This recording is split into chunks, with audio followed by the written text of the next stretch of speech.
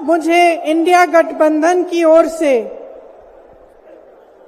India गठबंधन की 5 सूत्री मांगें पढ़ने के लिए कहा है। इससे पहले कि मैं ये शुरू करूं, मैं एक छोटी सी बात आपके सामने रखना चाहती हूं। देखिए, ये दिल्ली वाले जानते हैं कि ये दिल्ली का सुप्रसिद्ध रामलीला मैदान है। यहां बचपन से मैं आ रही हूं। हर साल दशहरे के दिन यहां इसी मैदान में रावण के पुतले का दहन होता है। मैं छोटी थी तो अपनी दादी जी इंदिरा जी के साथ आती थी, उनके पैरों के पास जमीन पर बैठ के देखती थी। उन्होंने हमारे देश की ये प्राचीन, हजारों वर्ष प्राचीन गाथा जो रामायण है, भगवान राम जी की जीवन गाथा मुझे सुनाई। आज जो सत्ता में है वे अपने आप को राम भक्त कहलाते हैं। इसीलिए यहां बैठे हुए मेरे मन में ये बात आई कि उनको इस संदर्भ में कुछ कहना चाहिए।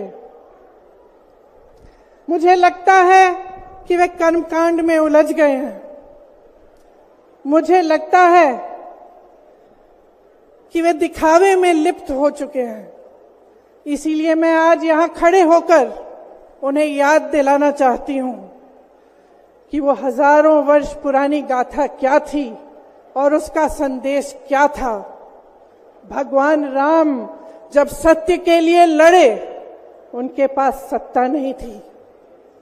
भगवान राम जब सत्य के लिए लड़े, उनके पास संसाधन नहीं थे। उनके पास तो रथ भी नहीं था। रथ रावण के पास था, संसाधन रावण के पास थे, सेना रावण के पास थी, सोना रावण के पास थी। वो तो सोने की लंका में रहता था।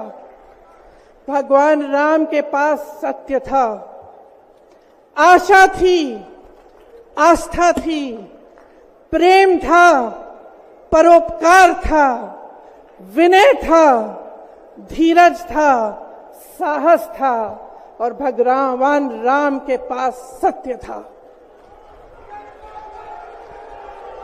मैं सत्ता में बैठे हुए सरकार के जितने भी सदस्य हैं, अपने प्रधानमंत्री नरेंद्र मोदी जी को याद दिलाना चाहती हूं कि इस जीवन राम भगवान के जीवन गाथा का क्या संदेश था। सत्ता सदैव नहीं रहती, सदैव नहीं रहती सत्ता।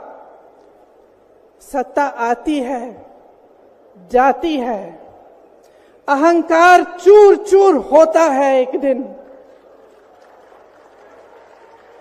यही संदेश था भगवान राम का, उनके जीवन का। और आज यहां रामलीला मैदान पर खड़े हुए इंडिया गठबंधन की 5 मांगों को पढ़ने से पहले मुझे ये उचित लगा कि मैं ये संदेश एक बार फिर दोहराऊं। इंडिया गठबंधन की 5 सूत्री मांगें भारत के चुनाव आयोग को लोकसभा चुनावों में समान अवसर सुनिश्चित करना चाहिए। दूसरी मांग, चुनाव आयोग को चुनाव में हेराफेरी करने के उद्देश्य से विपक्षी राजनीतिक दलों के खिलाफ इनकम टैक्स, ईडी और सीबीआई द्वारा की जाने वाली बलपूर्वक कार्रवाई को रोकना चाहिए। तीसरी मांग, श्री हेमंत सोरेन